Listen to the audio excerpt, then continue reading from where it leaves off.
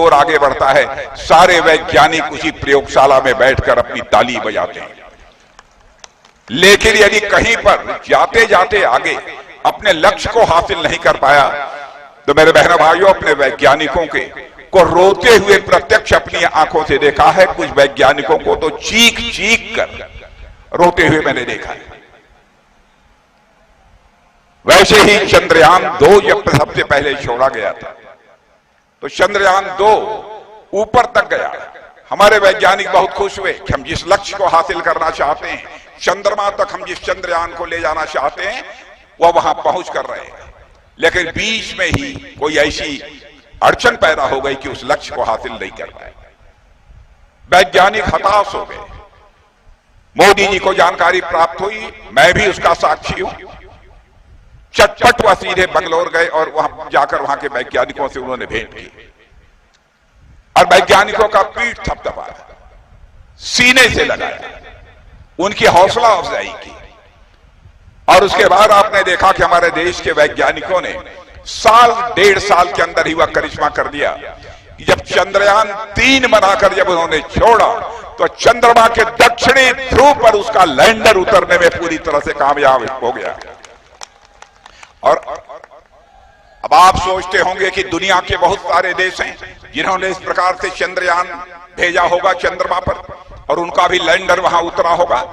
बहनों भाइयों, ये भारत पहला देश है जो चंद्रमा पर अपना चंद्रयान का लैंडर उतारने में कामयाब हुआ है, दक्षिणी ध्रुव पर, पहला देश।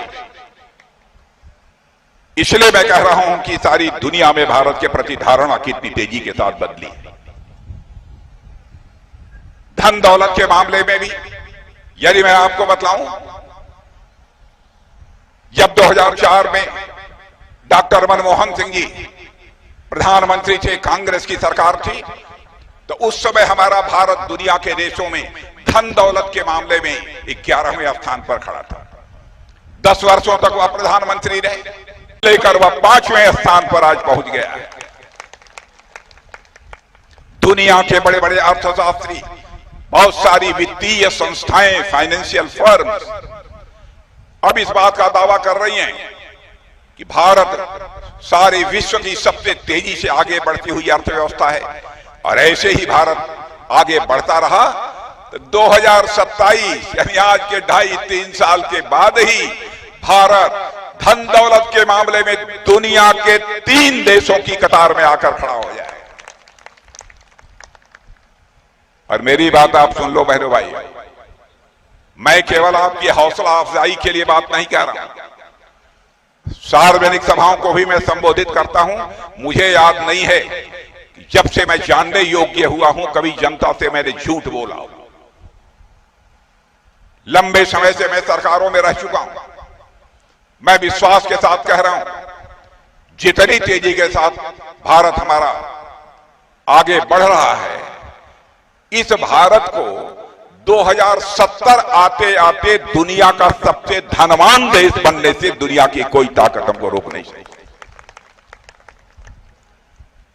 यह हैसियत है हमारी भाई। भारत अब कमजोर भारत नहीं रहा, भारत अब एक ताकतवर भारत बनता जा रहा है। यह हैसियत हम लोगों की हो गई। अब यह कोई छोटी बात नहीं है। एक देश के राष्ट्रपति ने तो हमारे प्रधानमंत्री के प्रति ऐसा सम्मान व्यक्त किया कि जब वो उस देश में गए तो उस राष्ट्रपति ने प्रधानमंत्री का पैर छूने की कोशिश की, तो हमारे प्रधानमंत्री ने उनका हाथ पकड़ लिया। यह केवल प्रधानमंत्री का सम्मान नहीं है मेरे बहनों भाइयों, यह समस्त भारतवासियों का सम्मान है। यह है भारत की ताकत। इसलिए मैं आप सबसे समर्थन मांगने के लिए आया। और वैसे भी भारत अब कमजोर भारत नहीं रहा है, भारत अब दुनिया का ताकतवर देश बन गया है।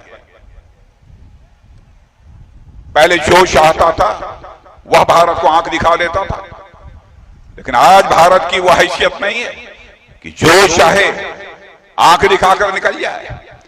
और बहनों भाइयों, देश का रक्षा मंत्री होने के नाते आपको बतला रहा हूं, हम किसी को आंख दिखाते नहीं। लेकिन यदि कोई हमें आंख दिखाने की कोशिश करेगा तो उसका मुंहतोड़ जवाब देने की भारत के अंदर कुव्वत है।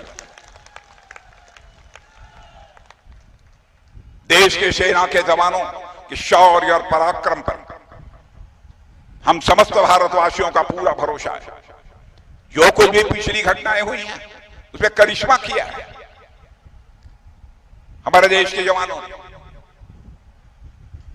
यहां तक कि सीमा पर बुनियादी ढांचों का जो विकास करना होता था, जो सड़क बनाना होता था, अन्य बहुत सारी सुविधाएं जो देने के लिए कुछ निर्माण कार्य करने होते थे, जवान जाता है, पानी कहां पिएगा, रहेगा कहां, कॉटेजेज बनने चाहिए, यह सब भी कांग्रेस की सरकार नहीं करती। और मुझे ख्याल है कि कांग्रेस के रक्षा मंत्री ने यह कहा कि यदि हम यहां पर सड़क बनाएंगे, यहां पर बुनियादी ढांचों का विकास करेंगे, तो चीन से चलकर सेना भारत में घुस आएगी, इसलिए हम यह काम नहीं करेंगे। यह हालत थी इन लोग, और ये लोग देश बनाने की बात कर रहे हैं। बहनों भाइयों, भारत विश्व की महाशक्ति बनने जा रहा है। आज आपको मैं बता रहा हूं, भारत को हम विश्व की महाशक्ति बनाना चाहते हैं तो दुनिया के किसी देश पर हुकूमत करने के लिए भारत को विश्व की महाशक्ति अब नहीं बनाना चाहते हैं, बल्कि पूरे विश्व के कल्याण के लिए हम भी भारत को विश्व की महाशक्ति बनाना चाहते हैं। भारत दुनिया का इकलौता देश है जहां के रहने वाले ऋषियों और मनीषियों ने भारत की सीमा में रहने वाले लोगों को ही अपने परिवार का सदस्य नहीं माना है, बल्कि पूरे विश्व की धरा पर रहने वाले लोगों को अपने परिवार का सदस्य मानते हुए वसुधैव कुटुंबकम का संदेश सारे विश्व को दुनिया के किसी देश की धरती से गया है तो हमारे और आपके देश की धरती भारत से गया है। हम महाशक्ति किसी के ऊपर कब्जा करने के लिए, आक्रमण करने के लिए नहीं बनना चाहते हैं। अब आप ये कहेंगे कि आपका देश है भारत, इसलिए आप कह रहे हैं भारत विश्व की महाशक्ति बनेगा। हमारा पड़ोसी देश पाकिस्तान है, हमारा हितैषी नहीं है बहनों भाई।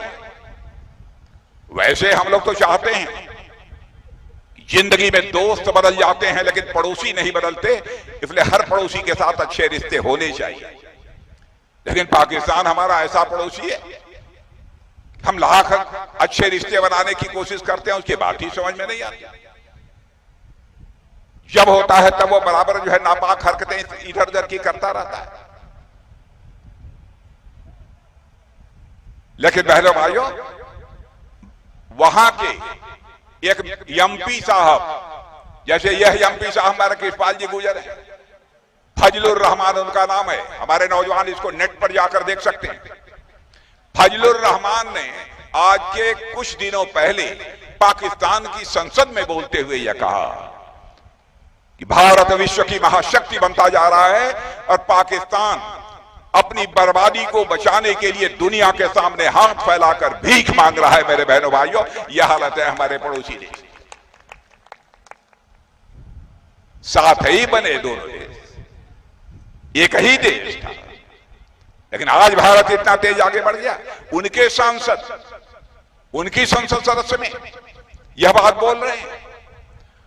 और एक पाकिस्तान के पूर्व मंत्री जिसका नाम फवाद हुसैन है, उन्होंने हमारे राहुल गांधी की तारीफ की, और उस फवाद हुसैन ने तारीफ की है बहनों भाइयों, जिस फवाद हुसैन ने, जानते हैं यह क्या कहा? उरी और पुलवामा की घटना, आतंकवादियों की घटना जो हुई थी, जिसमें हमारे बहुत सारे पैरामिलिट्री फोर्सेस के जवान हताहत हुए थे, उनका यह कहना था कि यह तो पाकिस्तान की सरकार ने कराया है। यह फवाद हुसैन ने स्वीकार किया, और वह फवाद हुसैन राहुल गांधी की तारीफ करते हैं। और राहुल गांधी ने एक बात भी उसकी आलोचना तक नहीं की। एक से एक इनके सलाहकार हैं, एक से एक सलाहकार। एक नाम आप लोगों ने सुना होगा, सैम पित्रोदा। सैम पित्रोदा, जब जब इनकी सरकार रही है, बराबर वह उनके सबसे बड़े सलाहकार वही हुआ करते थे। वह इंडियन ओवरसीज कांग्रेस, यानी जो कांग्रेस विदेशों की है, उसके वह अध्यक्ष थे। उन्होंने एक सुझाव दिया कांग्रेस की सरकार बनने जा रही है, इसलिए एक काम ऐसा होना चाहिए, सरकार बनने के बाद भारत में यह व्यवस्था लागू कर देनी चाहिए कि भारत में घर का कोई बुजुर्ग यदि उसकी मृत्यु हो जाती है तो मृत्यु हो